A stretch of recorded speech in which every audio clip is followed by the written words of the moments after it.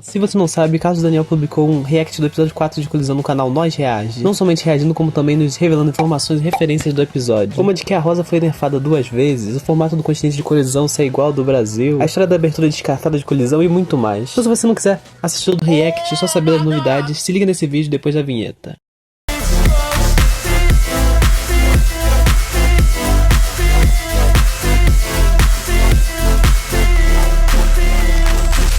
A profecia de deixar os mortais imortais é o objetivo final da Rosa, e o que fez ela ser punida pelos outros deuses. Mas o que será que essa profecia esconde? E por que a Rosa foi nerfada 2 vezes? Isso tudo eu vou analisar agora, mas antes deixa o like se você curte Colisão e quer ver todo tipo de vídeo sobre essa obra aqui no canal. Até que um dia o Peter faça um vídeo no Ei Nerd sobre essa obra. Inclusive eu falei pra ele isso, ele falou que ia fazer, mas eu tenho que dar uma cobrada nele. Tem que cobrar mesmo. Mas por enquanto você tem a mim, então deixa o like que ajuda demais e me faz continuar com esse trabalho. Então agora sem enrolação, vamos para os tópicos. Boneco do Mike. Antes tenho que dizer que muitas vezes o Carlos fala como se não soubesse de informações privilegiadas, falando aparentemente, parece que, há indícios, o que chega a ser engraçado e provocante. Logo no início do episódio 4, nós vemos um garoto da parede brincando com o action figure do Mike. E esse boneco é um sinal do uso do marketing a favor do reino nesse universo, que é a facção associada ao rei que o Mike faz parte. Sendo encarregado de desenvolver tecnologias e soluções, e a publicidade faz parte desse trabalho. Principalmente porque ele veio do futuro e sabe muito bem do poder sócio-ideológico da publicidade. Falei bonito agora. O reino e a unificação. Como sabemos bem, o Nietzsche vai ser o rei da unificação, mas eu associava a unificação ao reino e seus conselheiros, quando na verdade não passa de um sonho, um conceito da união de todos os povos de todos os universos que colidiram.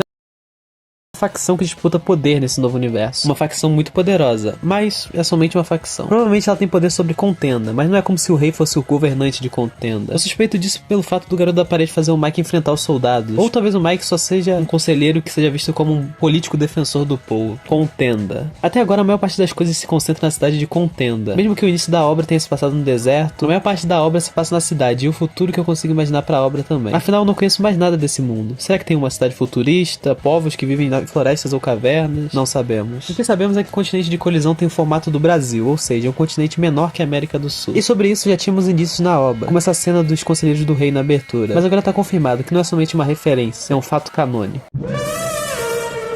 Agora falando mais especificamente sobre Contenda, o povo da cidade está cada vez mais revoltado. E isso parece que vai impactar o futuro da obra, talvez com uma rebelião ou com a união do povo à insurgência, que é a facção que rivaliza com o reino. Isso foi visto principalmente no primeiro distrito, que é comandado pelo Marxus. Não temos nada sobre os outros dois, né? Se as pessoas estão revoltadas, já estão satisfeitas com a situação delas. E os outros dois distritos são comandados pela Helena e pelo Hugix, sendo respectivamente capitães do segundo e do terceiro distrito. Esses capitães são responsáveis por fazerem além do básico de manter a ordem e buscarem lutadores para o Coliseu. Sendo feitos de Marxus, alguns de seus campeões seriam escolhidos pelos avaliadores. Alguns deles são Pudim, Olho de Prata e Tiro Certo. E esse nome me lembra muito do episódio do Chris Tiro Certo de Todo Mundo Odeia o Chris. E o fato principal da Helena é a aquisição da Esmagadora, que é invencível. Na verdade, ela é realmente invencível, não é só um modo de dizer. Uma situação atual e uma hora ela vai acabar perdendo. Na verdade, segundo o Carlos, A esmagadora realmente ela é invencível, porque tem um segredinho aí. uma das outras mecânicas que temos é a da prisão, que tem itens que inibem tecnologia, como o braço do Materik. Essa tecnologia inibidora faz com que a parte ofensiva e avançada de dispositivos não funcione. Uma visão tecnológica dos óculos do Materik e as funções de ataque do braço Cyber Spy. Isso pra tecnologia, mas a maioria dos personagens da prisão são super poderosos e não é por poder tecnológico. Para isso temos as runas, que são bem destacadas na série, inclusive como explicação e comentário da Rosa. Oxi, não tem nada. Foram as runas de cura da cadeia. A gente recebe todos os nutrientes e cura pra ficar 100% dispostos a lutar. Essas runas são tão fortes. Maldita seja a traidora que as invocou! Sendo bem rápido aqui, existem 6 tipos de runas, e quando uma delas estiver verde, fornece poderes. Quando estiver cinza, desativa poderes. Essas runas foram invocadas por uma divindade. Inclusive, por isso que a Rosa consegue invocar esqueletos por alguns segundos. Porque ela é uma deusa também, então ela consegue interferir com esse poder divino. E sim, isso também é canônico, não é só efeito visual. Pensando em divindade do lado do governo de Contenda, eu penso logo na divindade do tempo. Gostoso!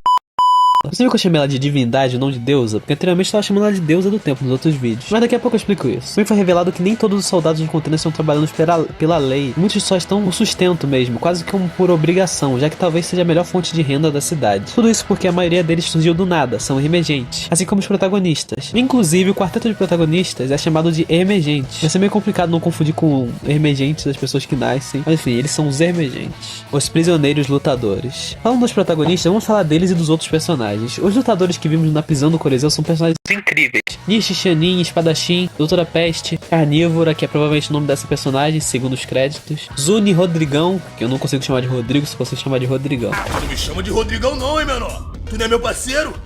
A Mímica, que não tem nome, e os emergentes, Materik, Roxo, Verde e Rosa. Materik, né, já tem o nome aí. Vamos mencionar um de cada vez. Primeiro, o Nishi, ele é inspirado no arquétipo de protagonista de Battle Shonen. Ou seja, talvez possamos teorizar coisas a partir disso, com clichês, né? Agora, a Zunia é da insurgência e conhece o mínimo sobre o Hecatombe. Terceiro, tem coisa com a Carnívora. Alguma plot que não nos foi apresentada ainda. E quarto, a Mímica tem uma habilidade muito OP. Segundo as palavras do Carlos Daniel, mano. Então, temos que teorizar. Agora eu vou até ler um comentário da postagem que eu fiz pra esse vídeo Rapidex. Uma coisa que eu quase esqueci de fazer. @Adriano Trindade 2336. Quando ele falou da Mímica ter um poder muito apelão, eu imagino que seja invocar algum ser sobrenatural. O que acha? Bem, eu não consigo achar nada. Burro, incompetente, medíocre, medíocre, medíocre, medíocre, medíocre. Mas como eu bem respondi, a única coisa que eu consigo imaginar é o clichê de ter o poder de fazer as mímicas delas se tornarem objetos reais táteis, mas invisíveis. Tipo o mímico de Miraculous ou o Mr. Mime de Pokémon. Minha criatividade tá meio fraca. Pelo react do Carlos eu percebi uma coisa que eu não tinha percebido. Todo mundo amou a Doutora Peste. Pelo menos ele fala bastante sobre isso no react. E eu realmente não tinha notado isso antes. Mas enfim, por conta disso, segundo as palavras do Carlos, vão ser acrescentadas mais coisas sobre ela. Talvez mais cenas na luta contra o Materik, o flashback, enfim. Vou ler outro comentário agora. Acho que eu tinha esquecido?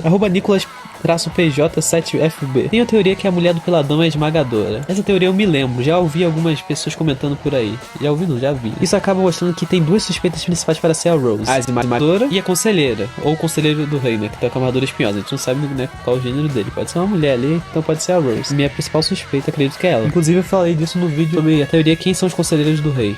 Link nos cards. Os Emergentes. Quarteto fantástico que vai guiar essa maravilhosa história e que ainda tem alguns mistérios à volta, inclusive seus nomes. Mas em breve teremos HQs sobre cada um deles que talvez nos traga essas respostas. Mas pelo menos já sabemos o nome do laranja, que é Materik. Ou Materik, eu não sei ao certo, porque uma hora ele fala Materik e outra hora ele fala Materik. O Roxo é um personagem bem potente com seu poder demoníaco. Algumas coisas foram faladas sobre ele, como Carlos chamando os danos da Garra Sombria, a armadura dos soldados de contenda, de queimaduras, ou seja, se chamou de queimaduras é porque o Garra Sombria queima. E também que a intensidade do ataque foi controlada pelo Roxo para não matar os soldados. Ou seja, esse ainda não foi o potencial máximo do ataque, ainda não vimos o potencial máximo. Outra coisa que ele mencionou foi a visão que o Verde teve, que o personagem mencionou no terceiro episódio numa conversa inocente com o Materik. No caso, essa visão que previu a colisão. Isso me faz pensar em como os orixás e divindades ficaram após a colisão. As respostas sobre as divindades poderão vir com a aparição da divindade do tempo, já que não podemos usar a Rosa como Bade, já que ela está nerfada, né, caída. E esses são os orixás, pelo menos os que apareceram na abertura. Da esquerda para a direita, Osain, que é o orixá da cura, medicina e saúde, Xangô, o orixá da justiça, Ogum, o orixá guerreiro, e Oxóssi, da caça, que futuramente serão mostrados na série pra valer, assim como as divindades de colisão. Como eu disse anteriormente, estou chamando os deuses de divindades pelo simples fato de ter sido a forma de se referir a eles que o Carlos Daniel mais usou. E ele é o criador. Como vou me desvencilhar de algo que ele fala? Essas são as divindades, pelo menos as que apareceram no flashback da Rosa. Da esquerda para a direita, divindade feminina da guerra, inspirada no Kratos e monta um cavalo inspirado na mula sem cabeça. Possui machucados e flechas fincadas nas costas. Divindade masculina do amor, possui duas lanças, uma com pedra rígida e outra espetada com espiral. Carlos diz que ele possui um conceito legal. Divindade alimanesca, do tempo, da mente e divindade da natureza. Mas acho que isso vocês já devem ter desvendado. Tem um take na abertura que mostra a Rosa no plano da vida e da morte, em que ela está saindo do seu estado de onipresença, que ela usa para fazer o seu trabalho. Fazer pessoas nascerem e matar pessoas. Provavelmente ela não tem mais acesso a esse plano, já que foi nerfada não só uma, mas duas vezes. Antes eu achava que o poder dela tinha sido selado e a mente bagunçada. Mas isso pode ser contado como duas vezes? Ou tem mais alguma coisa na história da Rosa que não sabemos? Interessante. A Rosa é uma das divindades mais fortes, afinal pode controlar a vida e a morte. Por isso a batalha contra as divindades durou anos. A outra divindade mais poderosa pode ser a do tempo. Talvez por isso elas fossem amigas, porque entre o nascimento e a morte existe o tempo de vida. E esses conceitos vida, morte e tempo estão interligados. Seria engraçado se eles matassem a divindade da morte, mas as outras divindades não podiam, nem conseguiram matar a Rosa. Então deixaram ela com essas três personalidades, que para eu explicar elas, eu posso dar o exemplo do Sentinela. O Sentinela um personagem da Marvel, que é esquizofrênico. Ele tem 3 personalidades na maioria das vezes: o herói Sentinela, o vilão Vácuo e sua personagem comum. No caso da Rosa, temos a amável, que simboliza a vida, pelo menos eu teorizo isso, né? A raivosa, que simboliza a morte, e a comum, que seria a forma equilibrada dela, adiante da bagunça mental que ela sofreu. Só que tem uma diferença entre a Rosa e o Sentinela. O Sentinela tem 3 formas e a Rosa tem 2. Bem, cada personalidade do Sentinela tem a sua forma, mas no caso da Rosa é diferente. Não importa a forma que ela exiba, a forma mais humana ou a forma divina, qualquer uma das personalidades pode estar no comando, e nós só identificamos qual está no comando pelas atitudes dela no momento. Se ela estiver doce demais, é a amável da vida; se ela estiver grossa demais, é a raivosa da morte; e se não estiver exagerada em nenhum desses aspectos, é a comum equilibrada. Bem, no final do flashback da Rosa, ela ia dizer algo, mas o Nietzsche a interrompeu. E se eu te dizer que eu talvez saiba o que ela iria dizer? Preste atenção agora, que é o áudio do vídeo. Carlos Daniel disse em um momento do vídeo que essa imagem aí que tá aparecendo na tela, a profecia que vai tornar os mortais imortais. Eu sempre falo isso assim porque eu adoro essa antítese. Tem indícios para teorias de que tudo sobre a Rosa tem um propósito. Agora, com a magia da edição, eu vou melhorar a visualização dessa imagem. A primeira coisa que nós notamos é esse ser aqui no centro, que eu logo associei a Rosa, e como podemos ver no fundo, algumas pessoas agradecem aos céus e outras saem dos seus túmulos. Ou seja, essa profecia não tornará somente os mortais imortais, como irá reviver todos que já se foram, incluindo os pais do Materique, o pai do Mike, a mulher do Roxo, se ela estiver morta, e muitas mais pessoas, sejam boas, sejam más. Outra coisa interessante que podemos notar é que tem círculos no céu, 4 círculos, que vendo de primeira podemos pensar, são luas. Aí poderíamos teorizar coisas como o alinhamento de astros para a profecia se cumprir. Mas e se for algo maior do que astros? Mas o que pode ser maior do que astros? Universos. Olhe bem atrás desse ser e compara com isso aqui. Compara com a logo de colisão. Mano, essa é a logo de colisão, e ela também aparece no trono do rei. Ou seja, esse pode não ser só a logo de colisão, como o símbolo do evento colisão da história da série. Agora pensa no seguinte: quantos universos colidiram na história de colisão? 1, o universo medieval, de onde veio o roxo. 2, o universo moderno, de onde veio o verde. 3, o universo futurista, de onde veio o Mike e o Materique. E 4, o provável universo de onde vieram as divindades, né? Porque a Rosa tem que vir de algum lugar, né? Ou ela estava fora dos universos. 4 círculos, 4 prováveis universos. O símbolo da colisão no centro desses círculos, junto desse ser que provavelmente é a Rosa. Eu digo pra vocês, meus inscritos e espectadores, a deusa, a Rosa, foi ela que causou a colisão.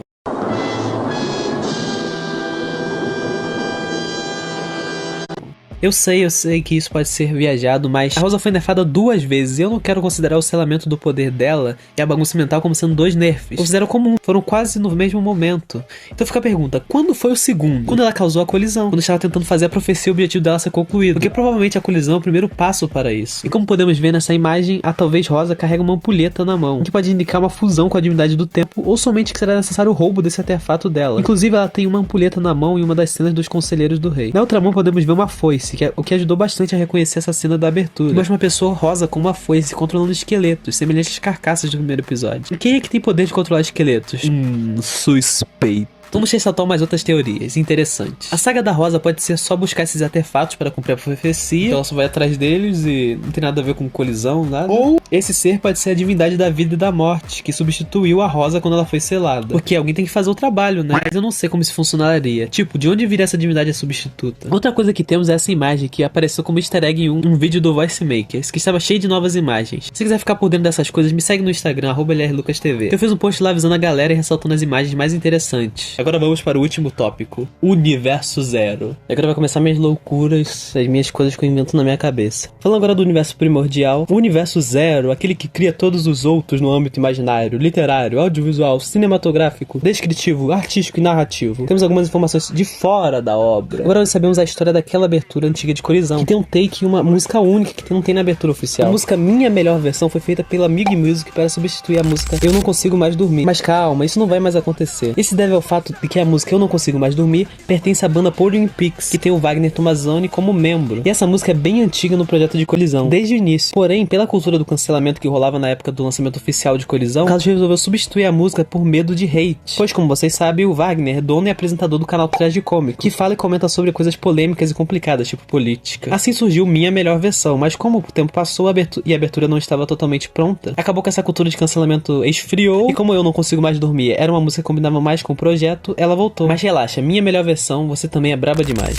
As lutas de colisão serão animadas, então quando a série animada acabar e só tiverem as HQs, algo que vai acontecer depois do episódio 6, se liga no canal do Voice Makers, porque pelo que o Carlos falou, eu entendi que as lutas vão ser exclusivas das animações. Mas esse foi o vídeo, galera. Tem muitas outras curiosidades e também easter eggs nesse react, mas esses foram os principais. Me segue no TikTok, @LRLucasTV, porque lá eu falo mais curiosidades de colisão. Por exemplo, os comentários que os personagens fazem sobre as artes possuem informações canônicas, então eu posso procurar por segredos lá se vocês quiserem. Também tem essa imagem aqui, esse momento do episódio. Olha o minuto aí na tela. Você sabe o que tem aqui? Nós temos aqui, vocês perceberam que tem... Não vou falar nada não, mas vocês perceberam que tem um negócio aqui?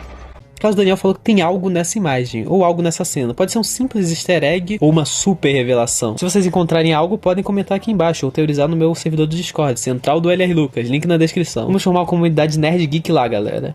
Enfim, eu sou o LR Lucas e eu faço vídeos sobre obras com pouca visibilidade ou poucos conteúdos sobre elas produzidos pela internet. Obrigado pela sua atenção e a gente se fala no próximo vídeo. Ah, e não se esqueçam, apoiem Colisão!